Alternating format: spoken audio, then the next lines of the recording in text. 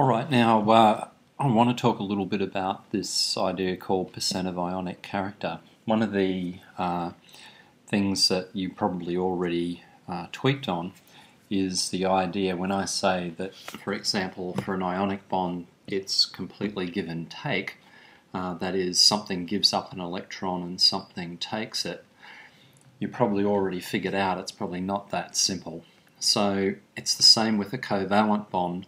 When I say that something is covalent, it doesn't necessarily mean that the two atoms in question are sharing electrons absolutely equally. So if you like, there's a continuum from something conceptually being purely covalent, that is absolutely sharing the electrons between the two atoms, to something that's purely ionic, that is, where it's absolutely give and take, but in between those extremes you can imagine there's a continuum. So hence this idea of percent of ionic character. So it's essentially asking yourself the question just how ionic or covalent is a particular bond. So how do you actually work that out? Well, you use this table here. So what you do is you work out what the difference is in electronegativity between the two atoms. How do you work out that difference in electronegativity? If I go back here, I'll show you. So for example, if you were looking at the bonds between hydrogen and fluorine, you look up the electronegativity of hydrogen, you look up the electronegativity of fluorine, and you subtract one from the other, and you can see that the difference here is 4 minus 2.1 equals 1.9. So if you then go back to that table, you can look it up. So here's the difference in electronegativity of 1.9. Just grab my pen here. There it is, 1.9. So you simply look at that figure there and you can see that the percent ionic character is 59%, which is about 60%. So another way of saying it is the percent of covalent character is about 40%. So it's kind of a mixture between the two of them, but clearly the electrons are being tugged more by one atom than another. That is, they're not simply being shared equally. Which one's tugging them more? Well, the most electronegative one, that's the one with the biggest number. In that case, or in the example I've just given you, it was fluorine. Here's another example for you. I'm not going to go through this. You can look back at that and read it later. So there's some rules then that are established about electronegativity that allows us to then classify bonds as being covalent or ionic. Now in between there's another sort, and that's covalent bonds that are polar. So they kind of share, but they're polar in the sense that the electrons are pulled in one direction by one of the atoms, just like I showed you with the example with hydrogen and fluorine. I'm actually going to draw that out for you. If I draw a hydrogen here in a covalent bond with a fluorine, and fluorine's much more electronegative than hydrogen, you should also think that these electrons aren't just sitting here between the two atoms, they're actually sitting in a cloud around the two atoms like this. But fluorine's pulling the electrons more in that direction, so if I was trying to draw a cloud of that, it might look something like this. We've got more negative charge around the fluorine. I can actually indicate that, by the way, with a symbol here. It's a delta symbol, which means, and it's a little delta, a little Greek letter D, which is written like that, and that means little change, and it means little change, in this case it's negative. So the fluorine's got a negative charge on it, but it's slight. I guess it's slight in comparison to what you would see in an ionic bond, where for all intents and purposes it would then have a completely negative charge. So it's a little bit of negative charge. So it's not surprising this hydrogen here would be a delta plus, like that. So this bond here that's formed between these two atoms is often referred to as being polar. And you can see why it's called polar, because there's two poles, if you like. There's a negative one and a positive one. Now, as I said, there are some rules here. So the first one is if the electronegativity difference is less than 0.5, that is, it's close to zero, that is, there's hardly any difference at all between the two atoms, then sure, it's covalent, but it's also called non-polar covalent. That meaning that there's really no shift in the cloud like I've shown you here. So a classic example of that, would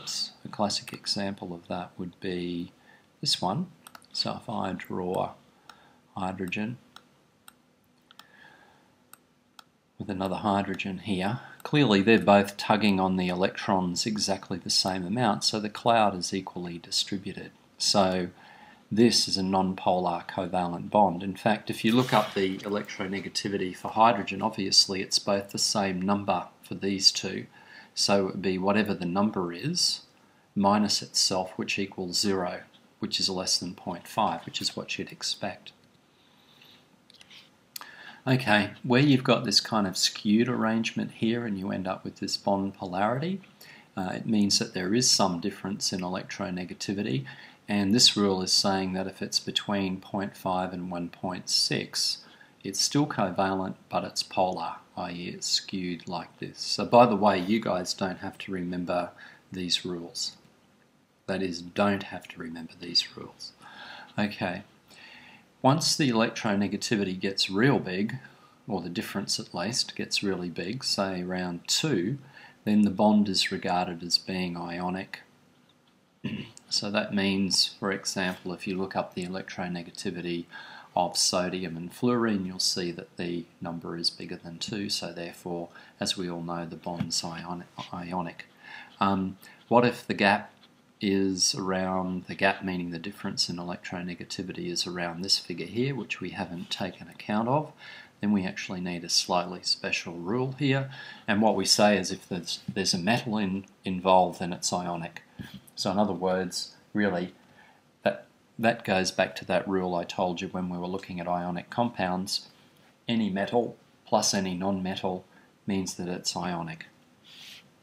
If non-metals are involved, then the bond's considered polar covalent, and this would be a classic example again, hydrogen fluoride. And there's a little example for you. I'm going to leave you to have a look through that for yourself. Now I want to talk a little bit more about bond polarity. I guess I already have. I just want to introduce another little bit of terminology. Of course, when you're learning something new, it's all about the words. So another way of describing a polar bond is to say that it has a dipole. That is, it's got a negative bit and a positive bit associated with it. What's really important is that this isn't just some curious fact, this stuff. It actually has a lot to do with how compounds behave in everyday life. So this whole idea of bond polarity becomes extremely important. There's just another little summary for you. So before I flesh out this whole slide here, I'll just explain why this bond polarity thing is so important. If I drew a molecule like this one, HF, hydrogen fluoride, and you now know that this is delta plus, delta minus. If I draw another hydrogen fluoride here, you can see how important this stuff becomes. So again, this is going to be delta minus, delta plus. So if you can look here, you can see this hydrogen's got this delta plus, this fluorine's got this delta minus, so it's not surprising there's a force of attraction between them here. I'll indicate that force with some little lines like this. So this force here, which is called a hydrogen bond, and it only occurs with those compounds that contain hydrogen and the three most electronegative elements in the periodic table. which are nitrogen, oxygen and fluorine. This is quite strong. Now it's not anywhere near as strong as an ionic bond, but it's strong enough that it has a significant influence on the properties of compounds that contain hydrogen and nitrogen, oxygen or fluorine. The bottom line is these bonds are strong enough that it makes these molecules quite sticky, and I'll show you an example of that in a moment with water.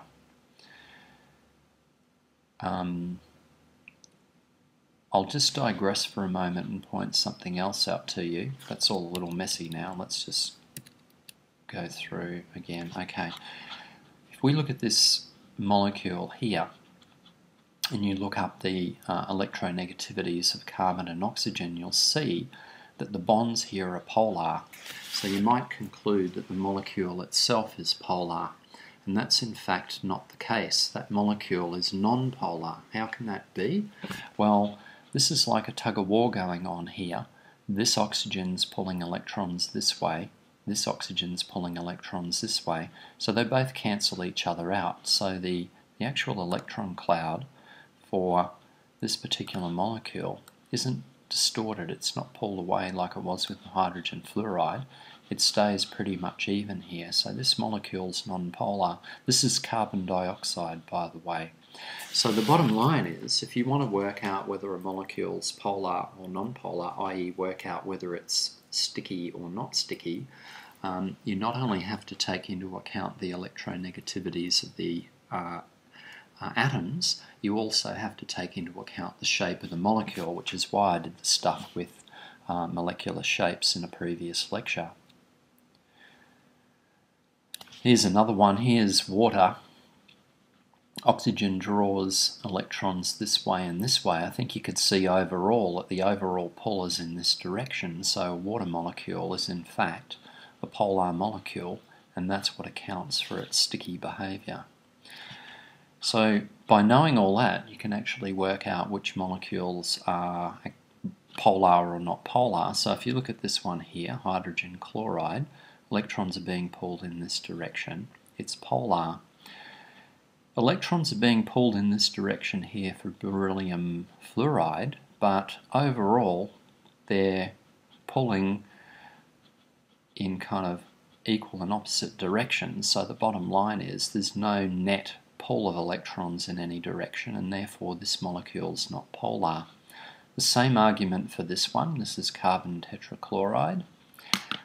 This one's different because even though this one's got the same shape as carbon tetrachloride, it's asymmetric. So there's a net overall pull in this direction due to the chlorine. This one here, the molecule's kind of this pyramidal shape, and the overall direction of the pull is upwards and towards the nitrogen, so this one's actually a polar molecule. This is ammonia. The other thing I should point out to you is that polar molecules dissolve polar molecules and non-polar non-polar. So what this means is that this thing here, this carbon tetrachloride molecule, is non-polar and can dissolve other non-polar things, and that includes fatty materials. They're very non-polar molecules. This one here, ammonia, is soluble in water. You know that because you can buy it at the shops in soluble form. And this one here is actually hydrochloric acid, and that's quite soluble in water as well.